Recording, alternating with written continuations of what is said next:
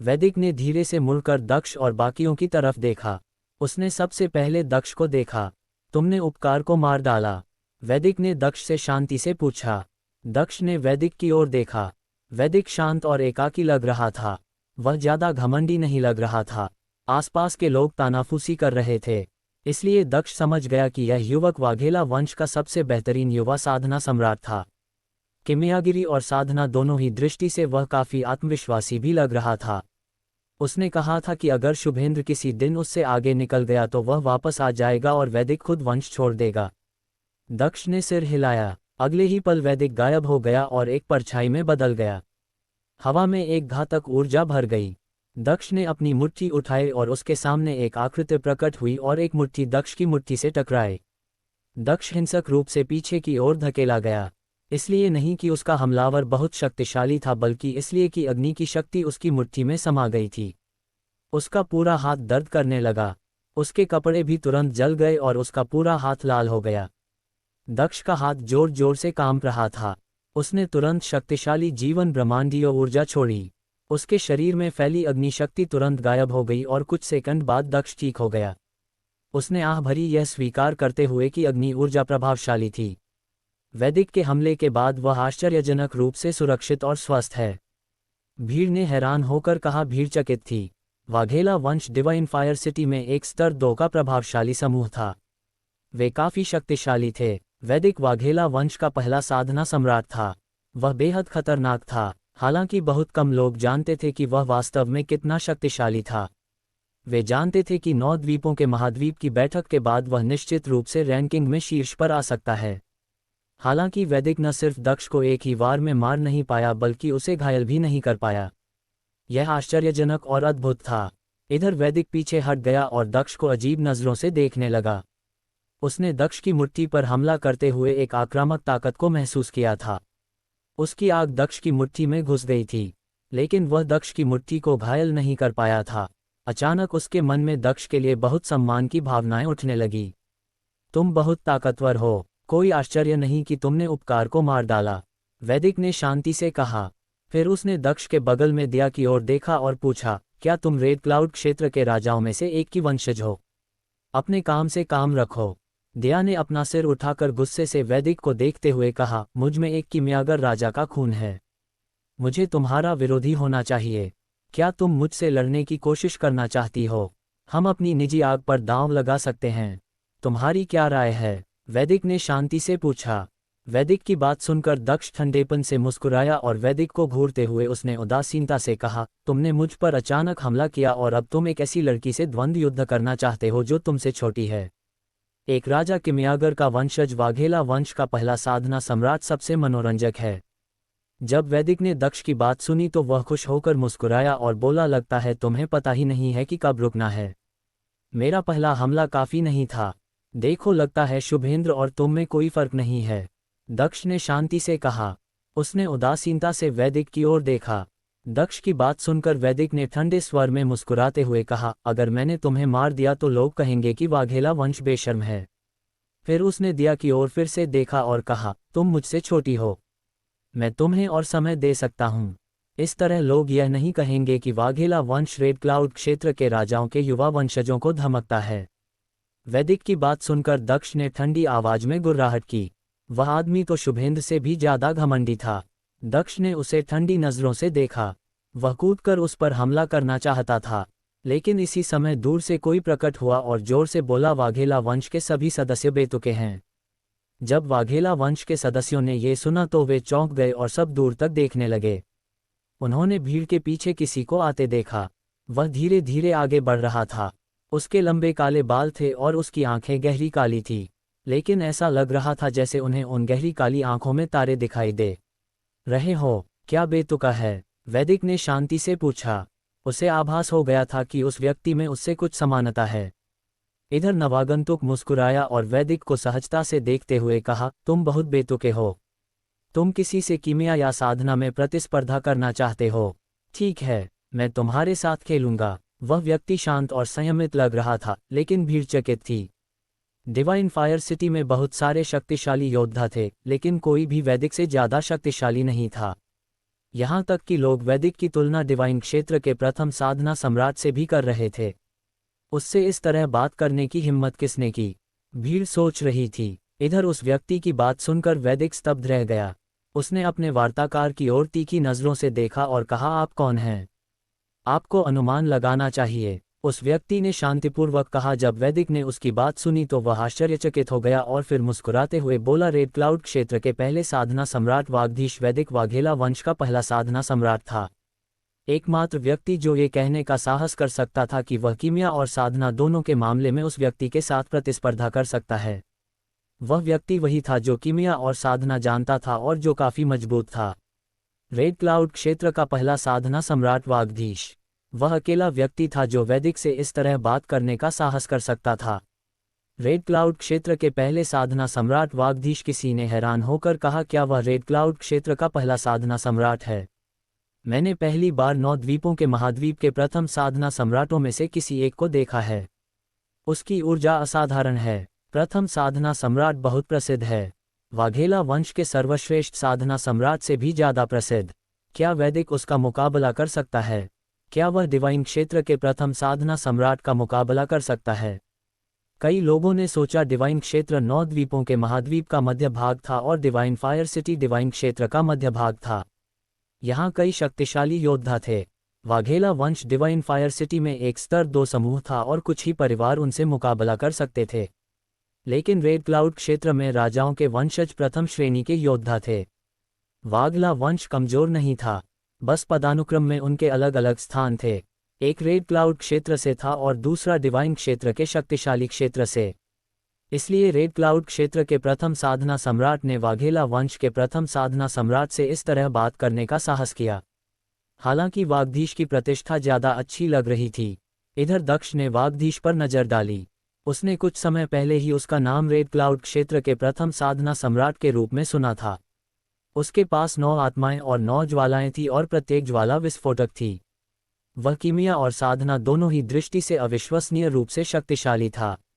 उसका स्वभाव राजकुमार अर्पित जैसा ही था। वे दोनों ही ठंडे और घमंडी थे। हालांकि वे अलग भी थे क्योंकि राजकुमार अर्पित भावनाहीन थे। कोई भी चीज़ उसके मूड को प्रभावित नहीं कर सकती थी। उसे किसी चीज़ की परवाह नहीं थी।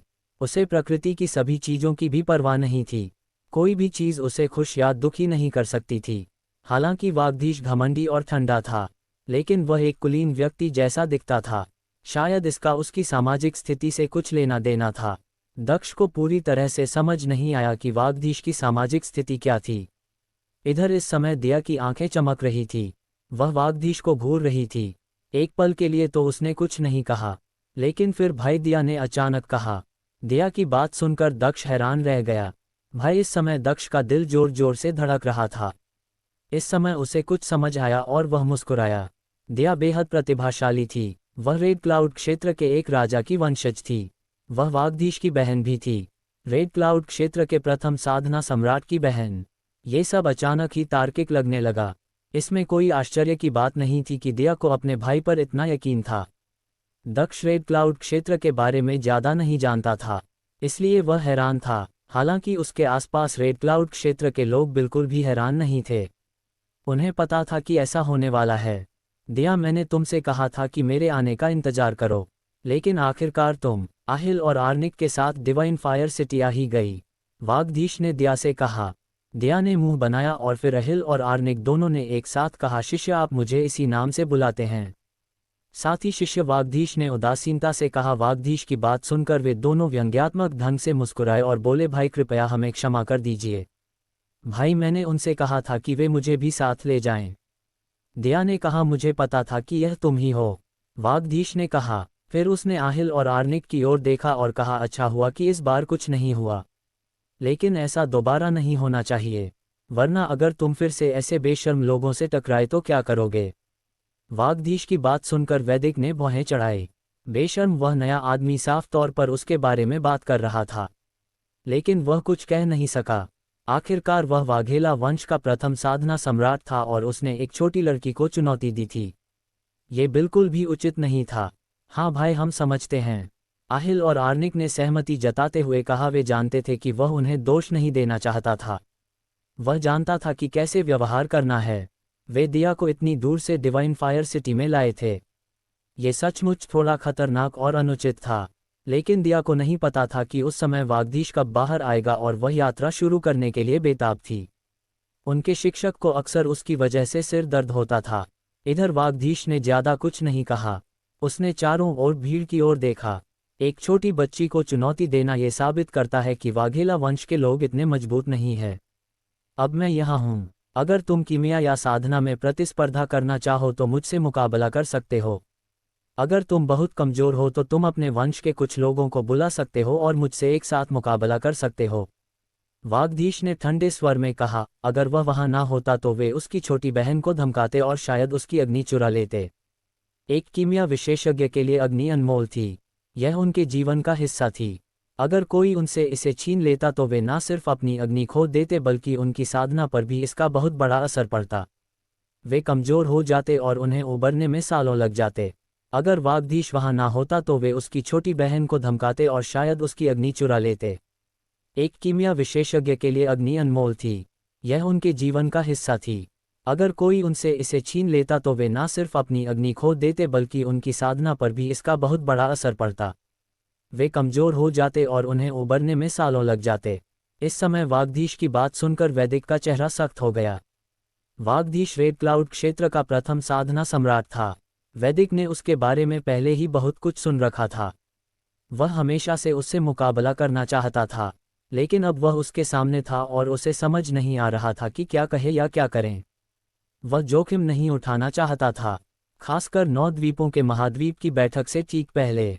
हालांकि वह हमेशा से वागधीश से मुकाबला करना चाहता था, लेकिन अगर उसने ऐसा किया और हार गया तो इसका 9 द्वीपों के महाद्वीप की बैठक में उसकी भागीदारी पर असर पड़ सकता था। इस समय उनके आसपास और भी ज्यादा लोग इकट्ठा हो गए थे। उनमें से एक ने काला वस्त्र पहना हुआ था और उसका शरीर बिल्कुल काला था। उसकी आंखें राक्षसी रोशनी से भरी हुई थी। उसने अपने हाथ पीठ पर रखे हुए थे। वह व्यक्ति आकाश में खड़ा होकर शांति से वैदिक की ओर देख रहा था। उसने उदासीनता से कहा, यह एक महायुद्ध होने वाला है। वाघेला वंश का पहला साधना सम्राट बनाम रेड क्लाउड क्षेत्र का पहला साधना सम्राट, मैं इंतजार नहीं कर सकता। वह श्रीजीत है, अविनाशी थंडर वंश का प्रथम साधना सम्राट। अविनाशी थंडर वंश और वाघेला वंश दोनों ही डिवाइन फायर सिटी के शक्तिशाली और प्रभावशाली परिवार हैं। हालांकि उनके बीच का रिश्ता बिल्कुल भी अच्छा नहीं है। वे एक दूसरे के प्रतिद्वंदी हैं। कुछ लोगों ने कहा, इस समय किसी ने कहा, पिछली बार शुभेंद्र ने अविनाशी थंडर वंश के सदस्यों को अपमानित किया था। अब श्रीजीत यहाँ है। उसे शायद उम्मीद है कि वैदिक और वागधीश लड़ेंगे। इधर वैदिक ने श्रीजीत की ओर देखा। उसकी आंखों में ठंडी रोशनी चमक रही थी। श्रीजीत को उम्मीद थी कि वैदिक वागधीश से हार जाएगा। श्रीजीत, चिंता मत करो, क्योंकि तुम मुझसे ताकत के मामले में मुकाबला करना चाहते हो तो मुझे लगता है कि बैठक के दौरान तुम्हें मुझसे लड़ने का मौका मिलेगा। वैदिक ने ठंडे स्वर में कहा, क्या ऐसा है? तो आज तुम मुझसे नहीं लड़ोगे? क्या तुम डर रहे हो?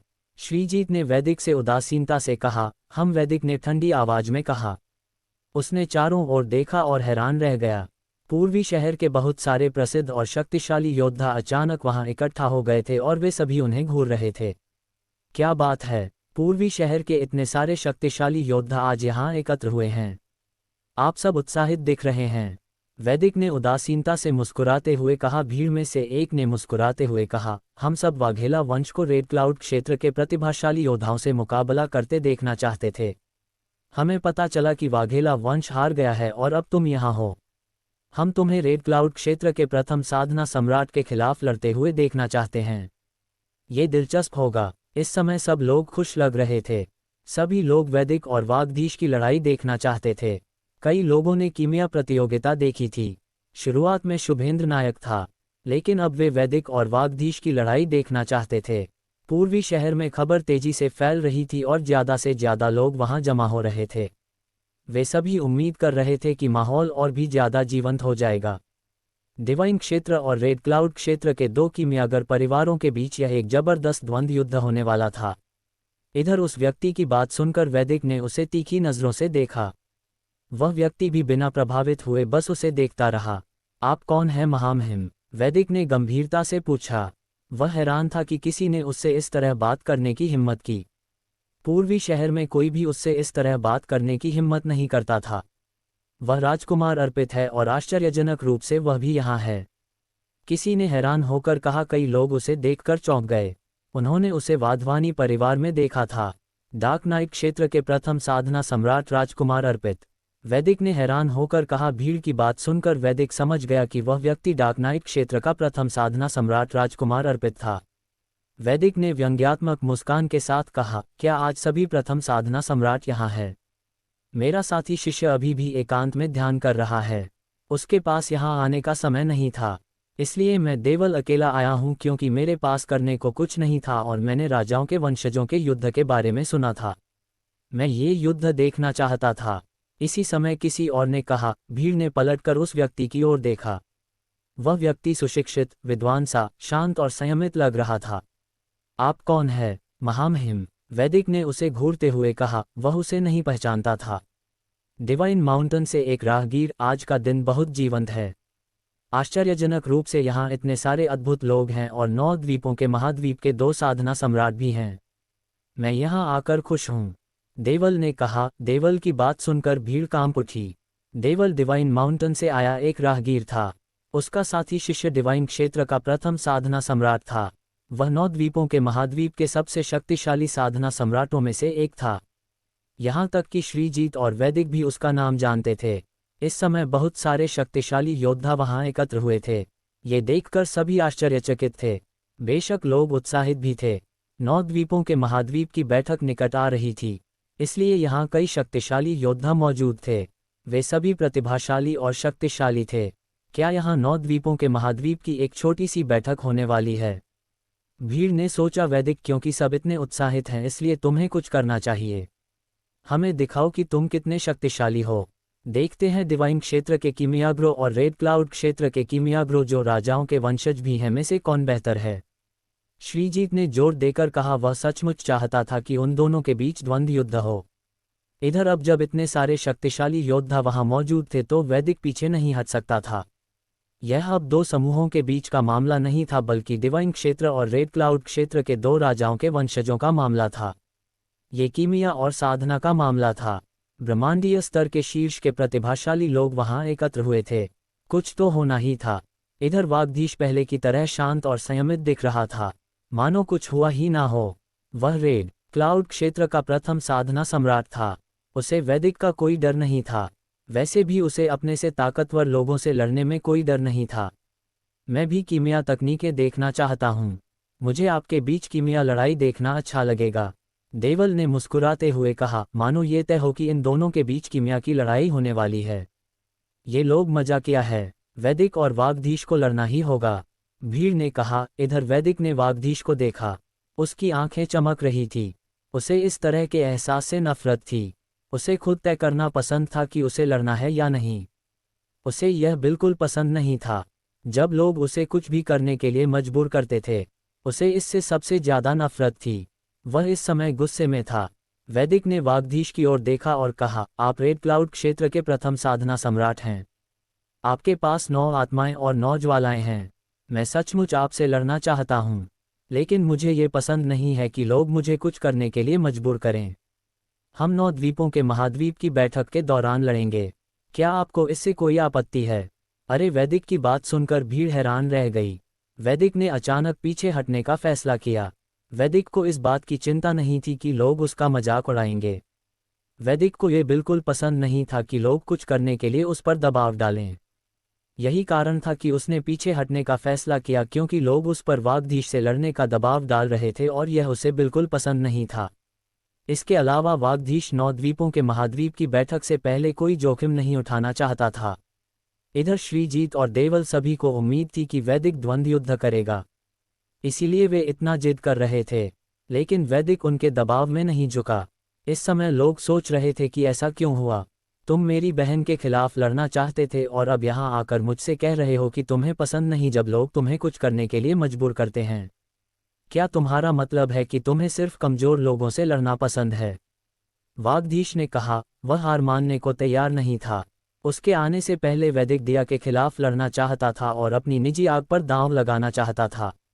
उसने उसे मजबूर करने की कोशिश की थी, मानो दिया मना ही ना कर पाए।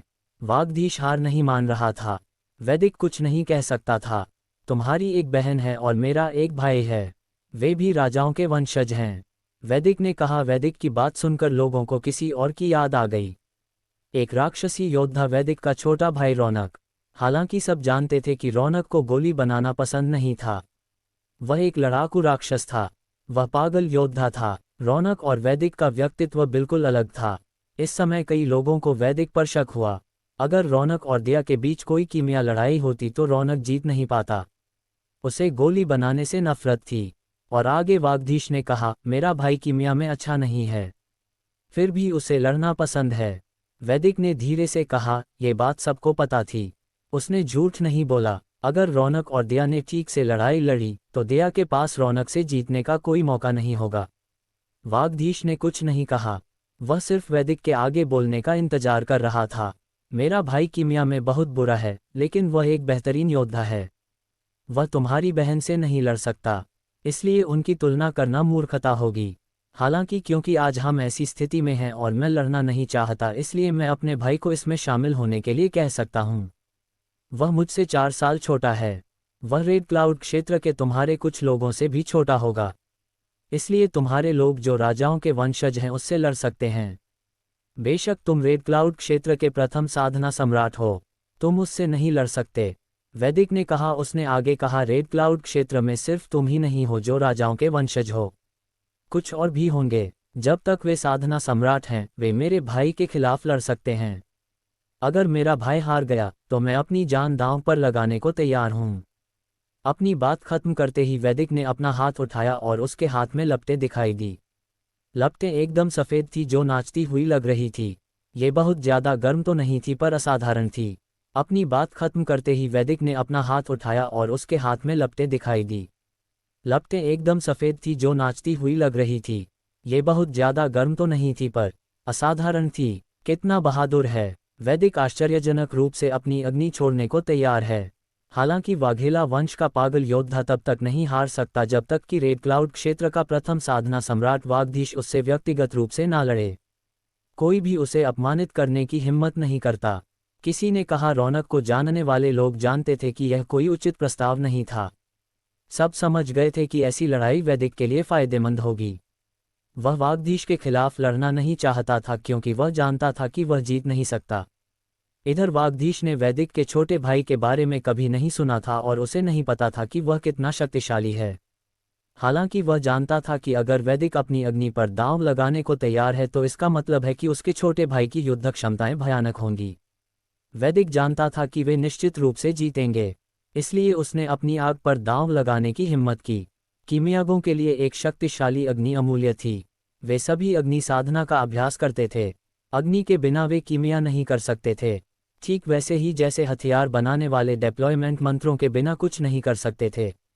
अत्यंत मूल्यवान औषधियां केवल कुछ निश्चित परिस्थितियों में ही बनाई जा सकती हैं, जिसके लिए भयानक तापमान और अविश्वसनीय कड़ाई की आवश्यकता होती है। अग्नि कीमियागरों के लिए अपने जीवन की सबसे महत्वपूर्ण चीज थी। क्या होगा अगर तुम्हारा भाई जीत जाए? दिया ने पूछा। दिया की बात सुनकर वैदिक मुस्कुराया और बोला, क्योंकि मैंने लड़ने से इनकार कर दिया है, इसलिए मैं कुछ नहीं मांग सकता। मेरी एकमात्र मांग यह है कि जिसने मेरे परिवार के किसी सदस्य को मारा है उसे मृत्युदंड मिले। जब वैदिक ने ये कहा तो सबने दक्ष की ओर देखा जो दिया के बगल में था। उसने उपकार को मार डाला था। दिलचस्प, राजकुमार अर्पित ने कहा। भीड़ राजकुमार अर्पित की तरफ देख रही थी। वह ठंडा और अलग थलग रहा था। वह थोड़ा हंसता हुआ भी लग रहा था। दक्ष डार्क नाइट क्षेत्र से था। वह वहाँ मशहूर था, राजकुमार अर्पित जितना ही मशहूर। हालांकि अब वे कहीं और थे और कोई उसकी जान की बाजी लगाना चाहता था। ये दिलचस्प था, वाकई दिलचस्प है, आमिश ने ठंडी मुस्कान के साथ कहा। दरअसल वह गुस्से में लग रहा था। हम डिवाइन फायर सिटी में हैं। आप अपनी इच्छा अनुसार उस पर हमला कर सकते हैं। हम आपको रोक नहीं सकते। तो ऐसा अनुरोध क्यों? वागधीश ने वैदिक को देखते हुए कहा। मैं बस यही उम्मीद करता हूं कि वह जीतकर जिंदा रह सके। सीधी सी बात है ना? अगर मेरा भाई हार गया तो वह जिंदा रहेगा, नहीं तो ये ज्यादा मजेदार है। वैदिक ने मुस्कुराते हुए कहा। भाई तुम स्वीकार नहीं कर सकते? दिया ने वागधीश की ओर देखते हुए कहा। इधर दक्ष चुप रहा। उसने उपकार को मार डाला था, जाहिर है ये काफी नहीं था। क्या 9 द्वीपों के महाद्वीप की बैठक से पहले मुझे आराम नहीं मिल सकता? दक्ष ने सोचा, फिर अचानक दक्ष ने कहा, स्वीकार करो। दक्ष की बात सुनकर वागधीश ने उसकी ओर देखा और मुस्कुराते हुए बोला, क्या तुम्हें यकीन है? मुझे यकीन नहीं है कि हम जीत पाएंगे। असल में हम शायद हार जाएंगे। जब बात मेरी जिंदगी की है तो मैं तुम्हें कोई फैसला नहीं लेने दूंगा। मैं खुद लड़ूंगा, दक्ष ने शांति से कहा। दक्ष की बात सुनकर वागधीश हैरान रह गया। वह कुछ सेकंड चुप रहा, फिर सिर हिलाकर मुस्कुराते हुए बोला, क्योंकि तुम्हें कोई आपत्ति नहीं है इसलिए मैं मना नहीं करूंगा। दिया ने मेरे लिए एक गोली जीती है। अगर मैं जीत गया तो वह आग दिया के लिए होगी। दक्ष ने कहा। दक्ष की बात सुनकर वागधीश प्रसन्न दिखा और उसने सिर हिलाते हुए कहा, ठीक है, अगर आप जीतते हैं तो आग दिया को दे दीजिए। इधर दक्ष की बात सुनकर वैदिक मुस्कुराने लगा। क्या दक्ष जीत भी पाएगा? उसने मुस्कुराते हुए सोचा। वैदिक जानता था कि उसका भाई रौनक अद्भुत रूप से शक्तिशाली है। वह डिवाइन फायर सिटी में प्रसिद्ध था। उनके वंश में शक्ति और कीमिया में वैदिक प्रथम था, लेकिन प्रतिभा में रौनक प्रथम था। वास्तव में वे दोनों ही प्रथम थे। कौन मुझसे लड़ना चाहता है? इसी समय दूर से किसी ने जोर से पूछा। भीड़ ने पलटकर दूर तक देखा। एक व्यक्ति तेजी से उनकी ओर आ रहा था। वह वैदिक का छोटा भाई रौनक था। हालांकि वह वैदिक जितना शांत नहीं था, वह आक्रामक और जंगली लग रहा था। जैसे ही रौनक वहां पहुंचा तो वह हवा में रुक गया और एक तीखी गर्म ऊर्जा छोड़ी। उसने भीड़ की ओर देखा। हवा में एक भयानक ऊर्जा फैल गई। इधर दक्ष आगे बढ़ा और हवा में उठा। हालांकि उसने हमला करने की जल्दी नहीं की। उसने भी भीड़ की तरफ देखा और मुस्कुराते हुए बोला, अगर मैं उसे मार दूं तो क्या होगा? जब दक्ष ने ये कहा तो उसकी बात सुनकर सब हैरान रह गए। अगर दक्ष ने रौनक को मार दिया तो क्या होगा? सब सोचने लगे। रौनक वैदिक का सगा भाई था। वे दोनों वाघेला वंश के राजा के वंशज थे। वे दोनों ही अविश्वसनीय रूप से प्रतिभाशाली थे। हालांकि उसे गोली बनाने का शौक नहीं था, फिर भी वह एक अद्भुत प्रतिभा था। अगर उसकी मृत्यु हो जाती तो वाघेला वंश क्या करता? भीड़ ने सोचा। समस्या ये थी कि रौनक को दक्ष को मारने की इजाजत थी, लेकिन अगर दक्ष ने उसे मार दिया तो क्या होगा? दक्ष डिवाइन फायर सिटी से नहीं था, वाघला वंश डिवाइन फायर सिटी से था। विदेशी यहाँ अपनी मनमर्जी नहीं कर सकते थे। अगर वागधीश और बाकी लोग उसकी रक्षा करना भी चाहे तो भी वे ऐसा नहीं कर पाएंगे। ये लड़ाई उतनी निष्पक्ष नहीं थी। बेशक दक्ष ने ऐसा कहने में बहुत साहस दिखाया। हास्यास्पद दक्ष की बात सुनकर वैदिक ने कहा। उसने हंसते हुए कहा, यदि आप रौनक को मार सकते हैं तो वाघेला वंश निश्चित रूप से आपका पीछा नहीं करेगा। क्या मैं तुम पर भरोसा कर सकता हूँ? दक्ष ने उदासीनता से कहा। फिर उसने हंसते हुए कहा, अगर मैं रौनक को मार दूं तो तुम मुझे मारने के लिए वाघेला वंश के बुजुर्गों को भेजोगे और वे मुझसे कहेंगे कि मैंने उनके परिवार के एक प्रतिभाशाली व्यक्ति को मार डाला, इसलिए वे मुझे मारने आए हैं। तुम मजाक कर रहे हो? तो फिर तुम क्या चाहते हो? वैदिक ने अपनी आंखों में हत्या का भाव लिए ठंडे स्वर में पूछा। सबसे पहले अपने आसपास के सभी महान सम्राटों को यहाँ से जाने दो। मैं नहीं चाहता कि युद्ध के दौरान महान सम्राट बेशर्मी से मुझ पर अचानक हमला करें। दक्ष ने कहा। दक्ष की बात सुनकर वैदिक ने उसे ठंडेपन से देखा और हाथ हिलाकर कहा, सभी महान सम्राट वापस चले जाओ। हम वाघेला वंश के महान सम्राटों ने ठंडी आवाज में कहा और चले गए। क्या अब सब ठीक है? वैदिक ने हाथ में आग लेकर खेलते हुए पूछा। क्या डिवाइन फायर सिटी से कोई युद्ध के दौरान रेफरी की भूमिका निभाना स्वीकार करता है? दक्ष ने शांति से चारों ओर देखते हुए पूछा। उसे उम्मीद थी कि 9 द्वीपों के महाद्वीप की बैठक से पहले कोई भी उस पर अचानक हमला नहीं करेगा। मैं तुमसे फिर पूछता हूँ, क्या तुम्हें यकीन है कि तुमने जो कहा वह तुम्हारे पूरे वंश वाघेला वंश की राय है? श्रीजीत ने ठंडे स्वर में कहा। वह अपनी राक्षसी आंखों से वैदिक को घूर रहा था। हाँ, वैदिक ने मुंह बनाते हुए कहा। उसे गुस्सा आ रहा था। वे लोग एक मामूली लड़ाई के लिए इतना समय क्यों बर्बाद कर रहे हैं? वैदिक ने सोचा, बहुत बढ़िया, क्योंकि वैदिक ने ये कहा है, इसलिए अविनाशी थंडर वंश रेफरी की भूमिका निभाने को तैयार है। अगर तुम रौनक को मार देते हो तो तुम अविनाशी थंडर वंश में आ सकते हो।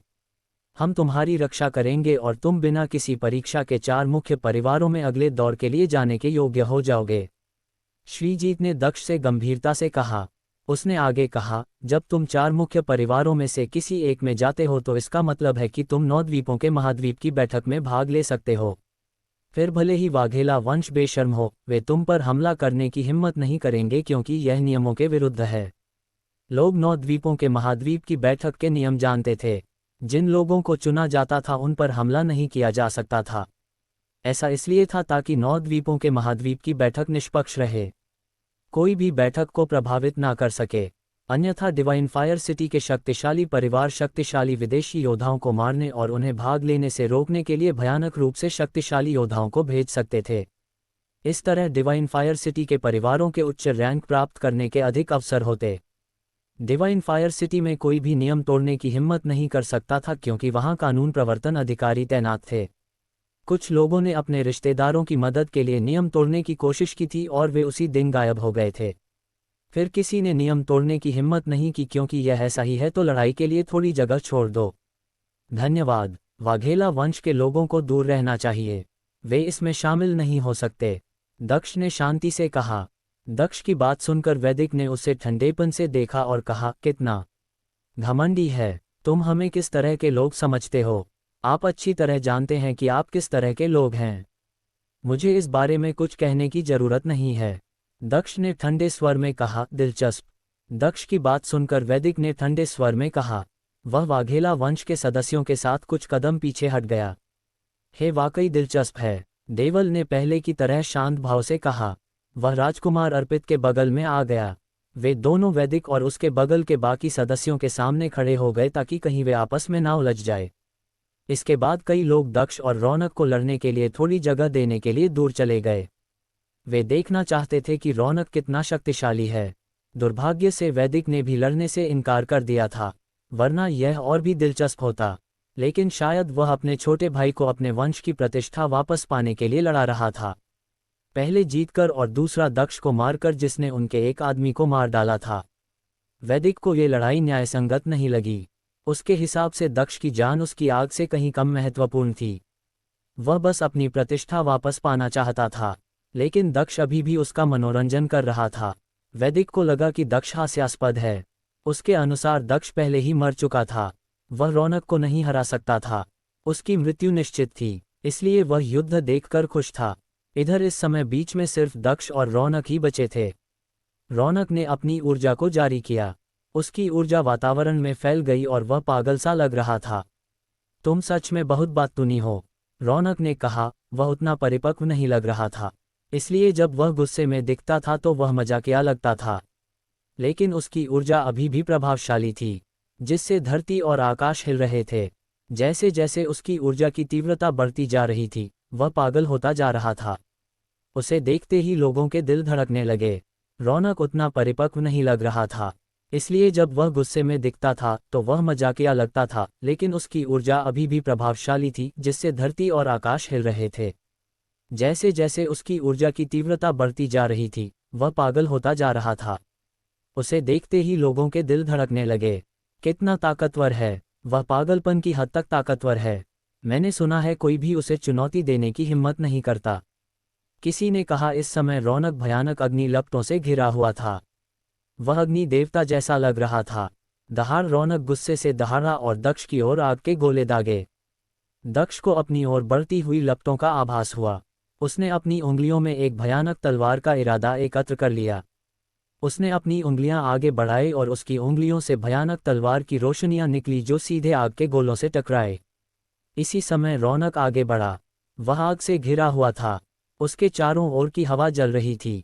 ऐसा लग रहा था जैसे कोई अग्नि देवता दक्ष की ओर बढ़ रहा हो और उसकी ऊर्जाएं उसके रास्ते में आने वाली हर चीज को नष्ट कर सकती थी। इधर दक्ष अपनी उंगलियों में तलवार की ऊर्जा को संघनित करता रहा, साथ ही उसने अपनी मुट्ठी में अग्नि ब्रह्मांडीय ऊर्जाओं को भी संघनित किया। दक्ष की अग्नि विस्फोटक होती गई, उसमें बिजली और राक्षसी ऊर्जाएं समाहित हो गई। दक्ष की मुट्ठी एक अजीब सी अग्नि गेंद में बदल गई जिसमें हर तरह की दमनकारी ऊर्जाएं समाहित थी। क्या आदमी है, वह रौनक से टकराना चाहता है और उसे कई तरह की ब्रह्मांडीय ऊर्जाओं का ज्ञान है। दक्ष की चाल देखकर लोगों ने कहा। इस समय एक विशाल अग्नि दानव दक्ष की ओर बढ़ रहा था और जलते हुए दहाड़ रहा था। रौनक की मुट्ठी अभी दक्ष तक पहुंची भी नहीं थी, लेकिन ऐसा लग रहा था कि वह उसे पहले ही निगल जाएगी। मरो, रौनक ने गुस्से से चिल्लाते हुए कहा। उसकी भयानक अग्नि ऊर्जा हवा में फूट पड़ी, उसके चारों ओर की हवा फटती रही। इसी समय दक्ष भी आगे बढ़ने लगा। अपनी शारीरिक शक्ति और अपनी काली वज्र अग्नि तलवार मुट्ठी के बल पर दक्ष को पूरा यकीन था कि वह रौनक से सीधे टक्कर ले सकता है। जब दोनों योद्धा आमने सामने हुए तो भयानक और विशाल आग की लपटें आसमान की ओर उठी। इसी समय एक प्रकाश किरण भी आसमान की ओर उठी। तापमान अचानक बहुत बढ़ गया और दर्शकों को अचानक पसीना आने लगा। उन्हें अपनी ताकत लगाकर गर्मी को रोकना पड़ रहा था। बूम, हवा में एक विस्फोट हुआ। दक्ष की मुट्ठी रौनक की मुट्ठी से टकराए और रौनक पीछे की ओर उड़ गया। दक्ष उसके पीछे भागा। क्या उसकी ताकत रौनक से भी अधिक भयानक है? यह कैसे संभव है? भीड़ ने हैरान होकर कहा। ये देखकर वाघेला वंश के सभी सदस्य हैरान थे और उनके चेहरे बदसूरत भावों से जम गए थे। उनके भयानक शारीरिक बल वाले पागल छोटे से योद्धा पर अत्याचार हो रहा था। दक्ष भयानक रूप से शक्तिशाली था। इधर वैदिक का चेहरा भी भद्दा लग रहा था। उसे अपनी आंखों पर यकीन नहीं हो रहा था। इस समय दक्ष 9 चमकदार रोशनियों से घिरा हुआ था जो तेजी से कंपन कर रही थी। वह हवा की तरह हिल रहा था और साथ ही तलवार की ऊर्जा भी छोड़ रहा था। वह किसी क्रोधित मृत्यु देवता जैसा लग रहा था। वह वाघेला वंश के पागल छोटे योद्धा से भी ज्यादा पागल लग रहा था। मरो, दक्ष ने कहा। वह रौनक के सामने पहुंचा और एक भयानक प्राचीन वीरान ऊर्जा रौनक पर टूट पड़ी। रौनक चुनौती भरे स्वर में दहाड़ उठा। उसने अपनी मुट्ठी उठाई जो भयानक अग्नि शक्ति से भरी हुई थी। लेकिन दक्ष ने उसे मुक्का मारा और चटकने की आवाजें सुनाई दी, मानो रौनक की हड्डियां कुचल दी गई हो। रौनक गुस्से से दहाड़ा। उसकी ऊर्जा आसमान तक पहुंच गई। भीड़ में कई लोगों ने महसूस किया कि वह जल रहा था और एक अग्नि दानव जैसा दिखने लगा था। वह अग्नि स्वर्गीय ऊर्जा छोड़ रहा था। इस समय दक्ष के शरीर पर भी कुछ जलन के निशान दिखाई दे रहे थे। कितनी अजीब स्वर्गीय ऊर्जा है! उसकी अग्नि स्वर्गीय ऊर्जा भयानक है। दक्ष ने सोचा। दक्ष के चारों ओर धरती और आकाश कांप उठे। हालांकि उसके प्रतिद्वंदी की स्वर्गीय ऊर्जा चाहे जो भी हो, दक्ष उसे दबाना चाहता था। इसी समय हवा में गड़गड़ाहट की आवाजें फैल गई। रौनक ने अपने शरीर को स्वर्गीय ऊर्जा का प्रयोग करके एक सर्वविजय दृढ़ अग्नि दानव में बदल दिया।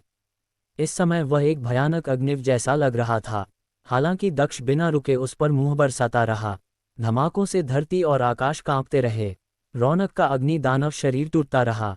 आखिरकार रौनक की बाहें ढीली पड़ गई और वह शक्तिहीन महसूस करने लगा। इस समय माहौल और भी भारी हो गया। लोग इस दृश्य को घूर रहे थे। ये कैसी विस्फोटक शक्ति है? आखिर वह पागल कौन है? दक्ष की ताकत देखकर भीड़ सोचने लगी। आखिरकार रौनक ने आखिरी बार गुस्से से दहाड़ लगाए। ये देखकर वाघेला वंश के सदस्य कांप रहे थे। नहीं, रौनक ने गुस्से से कहा। दक्ष ने रौनक के सिर पर जोरदार मुक्का मारा और उसे जमीन पर पटक दिया। फिर उस पर टूट पड़ा और उसे फिर से जोर से मुंह के मारे उसे उठने का भी मौका नहीं दिया। रौनक के शरीर पर और भी ज्यादा जख्म और खून दिखाई देने लगा। ऐसा लग रहा था जैसे वह मौत का इंतजार कर रहा हो। रुको! अचानक वैदिक ने जोर से चिल्लाते हुए कहा। उसका चेहरा मौत की तरह पीला पड़ गया था। उसने सोचा भी नहीं था कि ऐसा कुछ होगा। उसने सोचा था कि उसे इसमें शामिल होने की जरूरत नहीं पड़ेगी। उसने सोचा था कि उसका भाई रौनक आसानी से जीत जाएगा। मैंने तुमसे कहा था, तुम अच्छी तरह जानते हो कि तुम किस तरह के इंसान हो। तुम सबको दिखा दोगे कि तुम किस तरह के इंसान हो। दक्ष ने पलटकर वैदिक को घूरते हुए गंभीरता से कहा। फिर वह पीछे मुड़ा और रौनक को फिर से मुक्का मारा। रौनक के शरीर पर बड़े बड़े घाव हो गए और खून बहने लगा। कितना बदतमीज! दक्ष की बात सुनकर वैदिक ने गुस्से से चिल्लाते हुए कहा। उसका चेहरा भयानक था। वह हताश और निराश था। गुस्से से उसकी मांसपेशियां ऐंठ रही थी। वह फूट पड़ने वाला था। वैदिक ने कभी सोचा भी नहीं होगा कि ऐसा हो सकता है। उसका भाई, उसके वंश का छोटा पागल योद्धा दक्ष द्वारा पीट पीट कर मार डाला जा रहा था। वैदिक ने लड़ने से इनकार कर दिया था। उसने अपनी अग्नि पर दांव लगा दिया था क्योंकि उसे लगता था कि उसके छोटे भाई को कोई नहीं हरा सकता। उसे लगता था कि रौनक का हारना संभव नहीं है। शुरू में उसने सोचा था कि उसका भाई रौनक इन सभी लोगों को बेइज्जत कर देगा और उनकी इज्जत वापस आ जाएगी। लेकिन नतीजा कुछ और ही निकला। उसका भाई कुचला जा रहा था। इधर रौनक ने कभी नहीं सोचा था कि उसके साथ ऐसा कुछ हो सकता है। किसी ने नहीं सोचा था। रौनक ने सोचा था कि शारीरिक शक्ति के मामले में यहाँ कोई भी उसका मुकाबला नहीं कर सकता। उसने तो यहाँ तक सोचा था कि दक्ष उससे कहीं ज्यादा कमजोर होगा। लेकिन अंत में वह दक्ष द्वारा हार गया। मैं बदतमीज हूँ। अभी कुछ देर पहले तुम घमंडी और अहंकारी लग रहे थे और तुम हर किसी और हर चीज को तुच्छ समझते थे। तुम इतनी जल्दी बदल गए। दक्ष ने बेरहमी से कहा। उसने रौनक को फिर से मुक्का मारा। वैदिक का दिल जोर जोर से धड़क रहा था। उसे जाने दो और तुम नहीं मरोगे, वैदिक ने ठंडे स्वर में कहा। हालांकि दक्ष ने बस मजाकिया अंदाज में मुस्कुराते हुए शांति से कहा, यही कारण है कि मैंने तुरंत उसे नहीं मारा। मैं इंतजार करना चाहता था और देखना चाहता था कि आपके चेहरे कैसे बदलते हैं। आप एक बेशर्म मूर्ख हैं। दक्ष की बात सुनकर वैदिक का चेहरा गुस्से से लाल हो गया। वैदिक ने एक विस्फोटक ज्वाला छोड़ी। हालांकि राजकुमार अर्पित ने एक कदम आगे बढ़कर उसे आगे बढ़ने से रोक दिया। उसने भाव शून्यता की ऊर्जा छोड़ी जो एक घातक शक्ति में बदल गई। भाव शून्यता की शक्ति किसी को मार सकती थी। वैदिक अचानक रुक गया और राजकुमार अर्पित को घूरने लगा। वह असहाय था। वह राजकुमार अर्पित का मुकाबला नहीं कर सकता था। तुम्हें अपने वादों की परवाह नहीं है, ये हम सब जानते हैं, लेकिन तुम हम गवाहों को नज़रअंदाज नहीं कर सकते। राजकुमार अर्पित ने ठंडे स्वर में कहा, वह सही कह रहा है। हमने सब कुछ देखा और सुना है। श्रीजीत ने अपनी बाहें सीने पर रखकर कहा। वह वाघेला वंश के सदस्यों को घूर रहा था और उसने ठंडी मुस्कान के साथ कहा, मैं भी एक गवाह हूँ। एक रेफरी अगर दक्ष जीत जाता है तो वह रौनक को मार सकता है। श्रीजीत की बात सुनकर वैदिक का चेहरा घृणा से विकृत हो गया और उसकी आंखें काली हो गई। जब उसने देखा कि दक्ष कितना शांत और स्थिर दिख रहा है तो वह और भी क्रोधित हो गया। उसे समझ आ गया कि दक्ष ने उसके द्वारा भेजे गए महान सम्राटों को कैसे मार डाला था। वह तो रौनक को भी मारने की तैयारी कर रहा था। वैदिक की राय में दक्ष ने ये सब योजना बनाई थी, जिसमें रौनक की मृत्यु भी शामिल थी। याद है, तुमने खुद अपने छोटे भाई को मुझसे लड़ने भेजा था। तुमने उसे मार डाला। तुम्हें तो मर जाना चाहिए, वैदिक दक्ष ने ठंडे स्वर में कहा। दक्ष की बात सुनकर दोनों भाइयों के दिल जोर से धड़कने लगे। जब वैदिक ने इस युद्ध का प्रस्ताव रखा था तो दक्ष ने पहले ही उसे मारने की योजना बना ली थी। इसलिए वैदिक ने युद्ध से इनकार करके अप्रत्यक्ष रूप से अपने भाई को मार डाला। इस समय दक्ष के पीछे 9 सिर वाला एक विशाल ड्रैगन प्रकट हुआ और उसने जोर से दहाड़ लगाए। जब वैदिक ने 9 सिर वाले ड्रैगन को उग्रता से दहाड़ते हुए देखा तो उसका चेहरा मौत की तरह पीला पड़ गया और उसने चिल्लाते हुए कहा, नहीं, उसकी आंखें लाल हो गई थी। दक्ष के 9 सिर वाले ड्रैगन के 9 सिरों में से एक ने अपना मुंह खोला और अचानक रौनक को जिंदा ही खा गया। ये देखकर वैदिक का चेहरा मौत की तरह पीला पड़ गया। उसका दिल तेजी से धड़क रहा था। वाघेला वंश का सबसे शक्तिशाली प्रतिभाशाली साधना सम्राट एक छोटी सी शर्त के कारण मारा गया था। दूसरे शब्दों में वह वैदिक के घमंड और अहंकार की वजह से मारा गया था। अब उसे बस पछतावा हो रहा था। वैदिक हताश था, लेकिन बहुत देर हो चुकी थी और रौनक उसकी आंखों के सामने गायब हो चुका था।